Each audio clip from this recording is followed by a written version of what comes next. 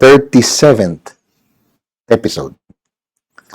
We're continuing on how we could understand the Jesus who has become an adult and has offered his life for the kingdom.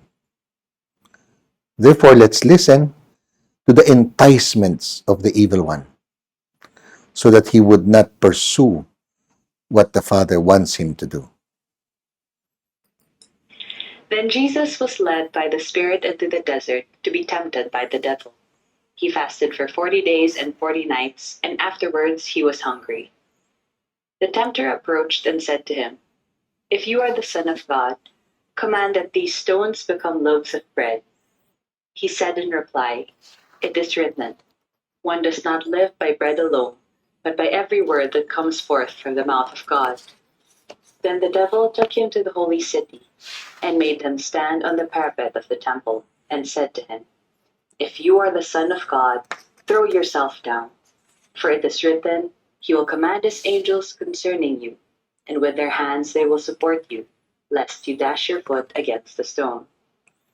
Jesus again answered him, "Again it is written, 'You shall not put the Lord your God to the test.'" Then the devil took him up to a very high mountain and showed him all the kingdoms of the world in their magnificence. And he said to him, "All these I shall give to you, if you will prostrate yourself and worship me." At this, Jesus said to him, "Get away, Satan. It is written, 'The Lord your God shall you worship, and him alone shall you serve.'" Then the devil left him, and behold, angels came and ministered to him. You just read or heard proclaimed this familiar text regarding the temptations of Jesus. They are found in all three evangelists, Matthew, Mark, and Luke. And this is set at the very start of the ministry of Jesus. What are the implications of such a test in the life of Jesus? Simple. To renege from the purpose for which he was sent, for which he agreed to come as the Son of God, who is to become man.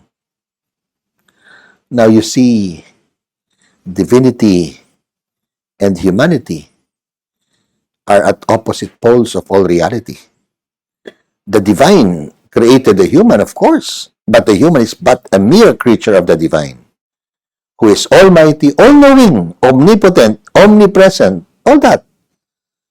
So, the ploy of the evil one is to entice Jesus. As you see there, three different temptations, three small devils.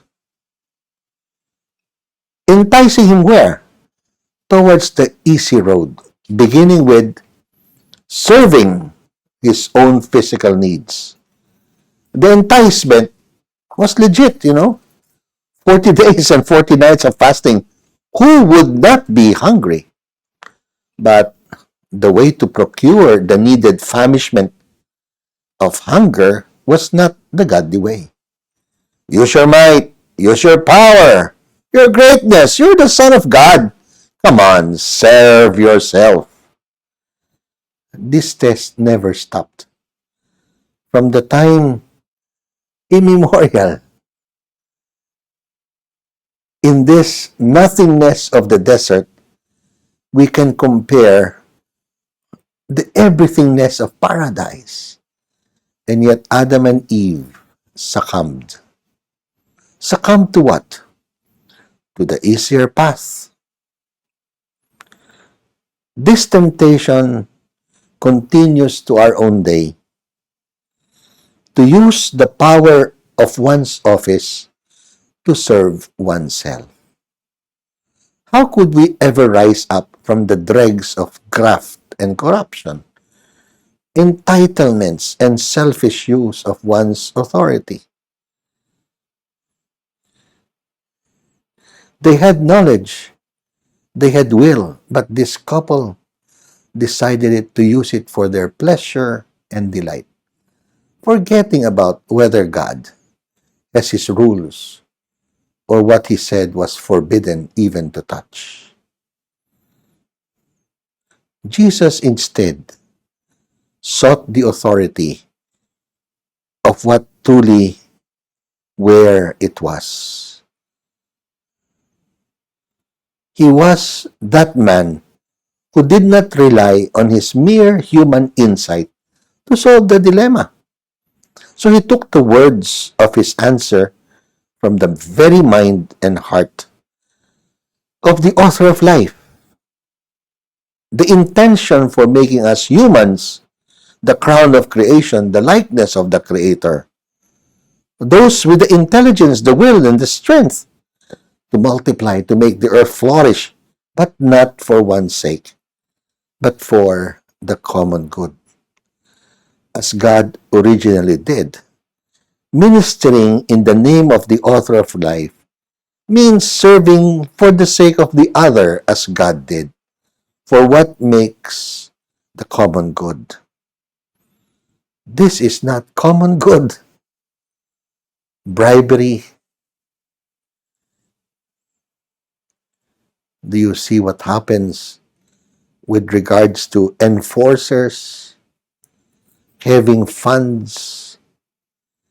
What happens to the health of the people?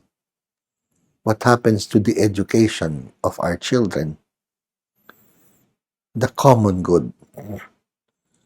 In our desire to meet men and women to testify in this, our 52-week program, that is to appreciate and to share the gift of the Catholic faith to the next generation and even beyond. You know, it took me a while to invite a person who will give testimony that in our current Philippine society, there are such men of integrity. They continue to exist in serving the common good, including what? The possibility of putting their good, their hard-earned position at stake, if this would mean to do what is correct in the mind of God, in the purposes of God, for the common good. Let us listen then to his testimony. I can say that my faith journey started with a man whose arms were outstretched a few minutes before he was killed. That man's name was Leo Echegaray. He was the first person to be executed in the country since the death penalty was restored in 1994. He was my client, and he was killed right before my very eyes. Growing up, I've always been a fighter. I've always been a dreamer. When I passed the bar, I chose to become a human rights and a legal aid lawyer, helping those who could not afford a lawyer or whom no lawyer would represent, because precisely I was a dreamer and I was a fighter. I have been a lawyer for almost 30 years now, and all this time I have stood up and fought for many causes, many of them losing ones.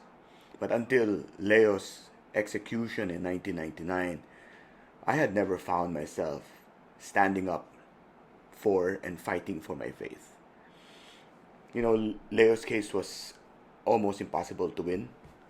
He had been convicted of rape by the trial court, sentenced to die. It was a judgment which had been affirmed twice by the Court of Appeals and the Supreme Court. He became a client after his death sentence had been affirmed by the Supreme Court and after his previous lawyer had already exhausted all legal remedies. But I refused to give up the fight, and from July 1997 until the very last working day of 1998, I fought to save him from death. For my own reasons. Because I was a fighter and I was a dreamer. I was a lawyer who wanted to change the world.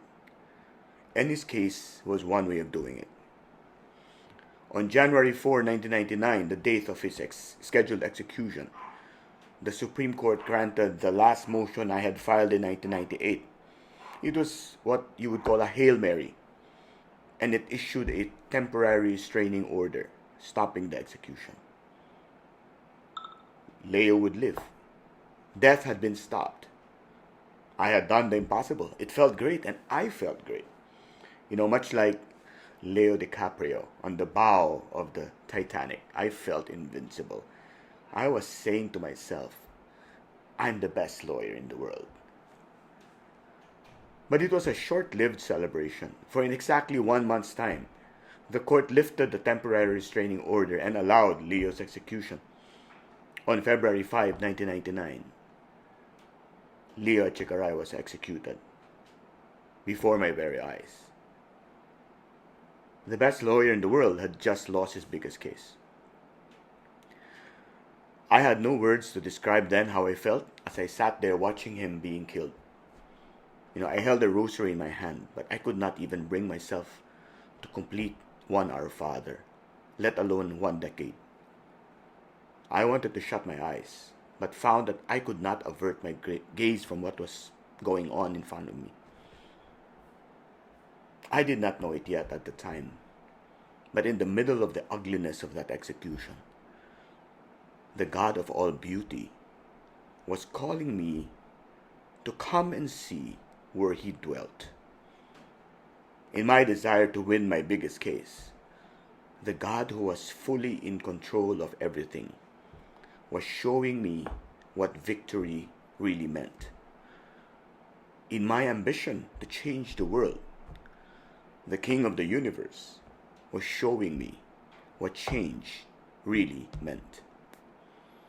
It took another execution on October 25, 1999 of another client, and 2 more years after that before I realized what God had in mind. These 2 executions which I witnessed had left me hurt, angry, bitter, sad, and frustrated. Nothing made sense anymore. There was a huge, gaping hole in my life that nothing on earth could fill, not worldly honor, not victories in court, not acclaim, fame, or fortune. It was a God-shaped hole, and my yes to God's question was the key to letting him in.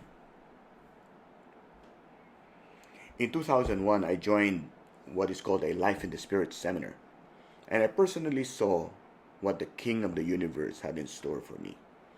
I saw what it meant to know him personally, to truly live, and to really love.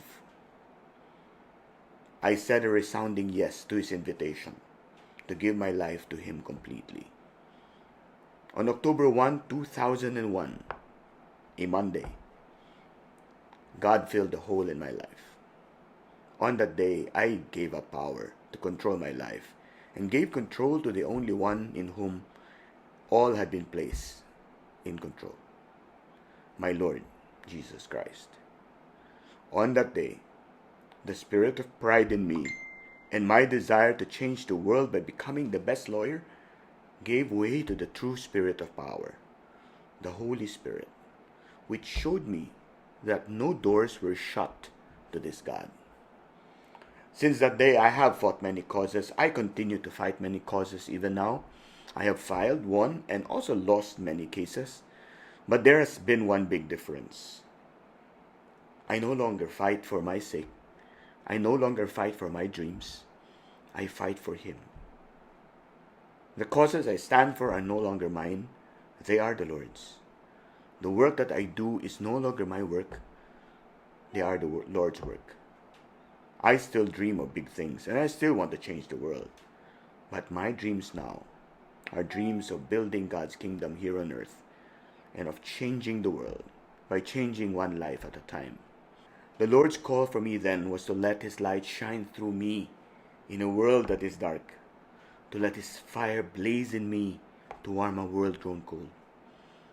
Since the time that I made a decision to give my life to the Lord, my decisions in everything were now shaped, influenced, and motivated only by what God wanted, where God wanted me to be. And many times those decisions were hard to understand. By the standards of the world, those decisions were foolish decisions. Yet I knew that if the Lord wanted me to be a fool for him, then He would grant me the grace to be fully a fool for Him. I joined the Supreme Court in 2013 as the chief of its Public Information Office and as its spokesperson. It was a decision that brought with it a new set of challenges. I left the court in 2018 after it decided a case that I felt was not only improper, but also simply wrong. I have gone back to private life, I have gone back to teaching and a limited private practice, but the Lord's call for me remains the same.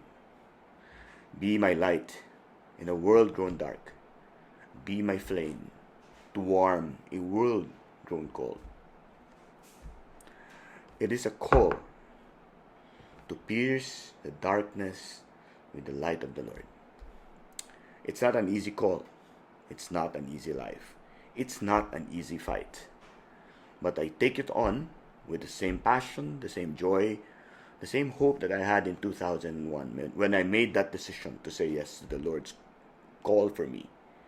For I know that it is not by my power nor by my might that I fight. I know that victory is certain, for it is by the Lord's might and by His Spirit that I fight.